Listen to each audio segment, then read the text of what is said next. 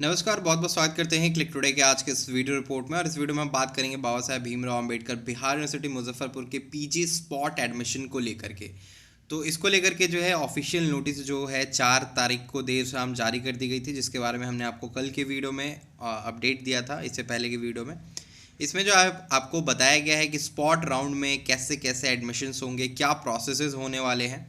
तो इस वीडियो को शुरू से लेकर के अंत तक देखिएगा। जिन भी स्टूडेंट्स को स्पॉट राउंड में अपना एडमिशन करवाना है यूनिवर्सिटी डिपार्टमेंट या फिर किसी कॉलेज में, तो इसका प्रोसेस क्या रहने वाला है और किन्हीं का नाम किसी मेरिट लिस्ट में आया था तो उनको क्या करना रहेगा अगर आपने एडमिशन नहीं लिया था, तो सारी बातें जो है इस नोटिफिकेशन के थ्रू आपको क्लियर हो जाएंगी।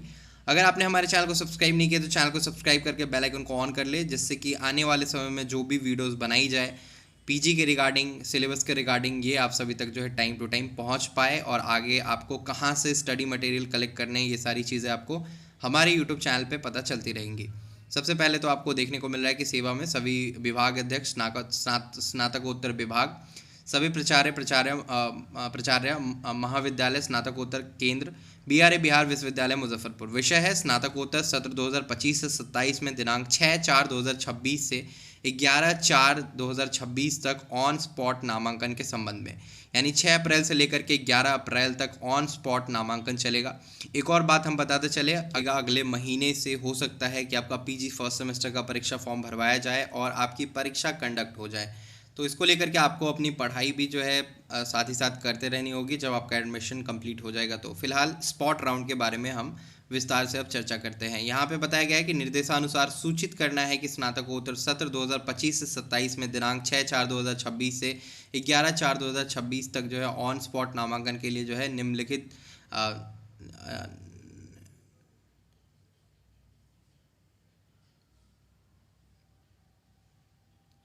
ऑन स्पॉट नामांकन के लिए जो है निम्नांकित दिशा निर्देश का अनुपालन अनिवार्य है। जो दिशा निर्देश बताए गए हैं इसका अनुपालन सभी छात्र एवं छात्राओं को करना होगा, साथ ही विभाग को भी करना होगा, साथ ही कॉलेजेस को भी करना होगा जो पीजी का नामांकन करवा रही है। पहले नंबर पे बताया गया है कि छात्रों के द्वारा जो है ऑनलाइन आवेदन किया होना अनिवार्य है। इसमें ये क्लियर नहीं किया गया है कि आपका ऑनलाइन फिर से जो है अप्लाई हो रहा है कि नहीं हो रहा है। तो आपको एक बार पोर्टल को विजिट करना रहेगा और रजिस्ट्रेशन की प्रोसेस एक बार करके देखनी रहेगी। जिन्होंने अभी तक रजिस्ट्रेशन नहीं किया है, जिन्होंने पूर्व में रजिस्ट्रेशन कर लिया था, तो आपको कुछ करने की ज़रूरत नहीं है। आपका जो ऑनलाइन फॉर्म भराया है उसका फाइनल प्रिंट आउट लेना रहेगा और उसके साथ जो है अपना final year marksheet, admit card, registration slip, आपका आधार कार्ड, जातीय आवासीय लेकर के जहाँ पर भी सीट खाली है वहाँ पे जाके आपको नामांकन करवाना रहेगा। दूसरे पॉइंट पे बताया गया है कि सभी विभाग अध्यक्ष, प्राचार्य यह सुनिश्चित कर ले कि जो भी विश्वविद्यालय द्वारा प्रकाशित प्रथम, द्वितीय एवं तृतीय मेधा सूची चयनित वैसे छात्र जो विश्वविद्यालय, विभाग, महाविद्यालय में नामांकन के लिए जो है राशि का भुगतान कर चुके हैं और विश्वविद्यालय, विभाग, महाविद्यालय द्वारा उन छात्रों की जो है सूची को विश्वविद्यालय के यूमाइस पोर्टल पर अपलोड नहीं किया गया है, उन छात्रों को प्रथम वरीयता देते हुए छात्रों की जो है सूची यूमाइस पोर्टल पर अपलोड करें अगर उस विषय में स्थान रिक्त हो। तो ये कहने का मतलब ये है कि जो स्टूडेंट ने अपना सीट रिजर्व कर लिया था लेकिन किसी कारणवश जो है उन्होंने अपना नामांकन प्रक्रिया पूरा नहीं किया या कॉलेज या विभाग की वजह से जो है नाम पोर्टल पे अपडेट नहीं हो सका, तो ये कॉलेज जो है उन छात्रों का जो है नाम अपडेट करेगी। हालांकि मुझे पता है जिनका भी फर्स्ट, सेकंड या थर्ड में नाम आया होगा और उन्होंने अगर एडमिशन नहीं लिया है तो ऑब्वियस सी बात है उन्होंने पेमेंट नहीं किया होगा, क्योंकि यहाँ पे क्लियर लिखा हुआ है कि वैसे छात्र जो विश्वविद्यालय विभाग में जो भुगतान कर चुके हैं, राशि का भुगतान कर चुके हैं। ऑब्वियस सी बात आपने किया नहीं होगा तो आपका वैसे भी जो प्रथम वरीयता है यानी कि फर्स्ट प्रेफरेंस जो है आपको नहीं मिलने वाला है। तो आपको यही करना होगा कि सबसे पहले जहाँ पर भी आपका पहले नाम आया था वहाँ जा कर के चेक करना होगा कि सीट खाली है कि नहीं और फिर वहाँ पे एडमिशन लेना होगा। नहीं तो आपको फिर दूसरे कॉलेज की ओर मूव करना होगा। तीसरे स्थान पे बताया गया कि सभी विभाग अध्यक्ष, प्राचार्यों से जो है आग्रह है कि ऑन स्पॉट नामांकन मेरिट लिस्ट बनाकर करे, यानी कि जो मेरिट लिस्ट है वो बनाए। वो मेरिट लिस्ट कैसे बनाती है तो मैं आपको पहले ही बता देना चाहता हूँ और क्लियरली बता देना चाहता हूँ।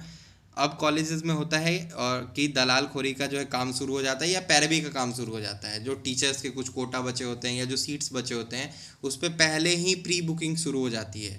प्री बुकिंग ऐसे होता है कि जो अमाउंट होता है वो दलाल लेते हैं और आपका सिफारिश करते हैं कॉलेज में, और कॉलेज जो है उस सीट को फिल करती है आपके नाम से। उसके बाद जो है कॉलेज एक पूरा मेरिट लिस्ट निकालती है आपके नाम का, क्या आपका नाम अगर उसमें होगा तो ही एडमिशन प्रोसेस होगा, नहीं होगा तो फिर एडमिशन प्रोसेस नहीं होने वाला है। इसलिए यहाँ पे बोला गया मेरिट लिस्ट बना करके करें।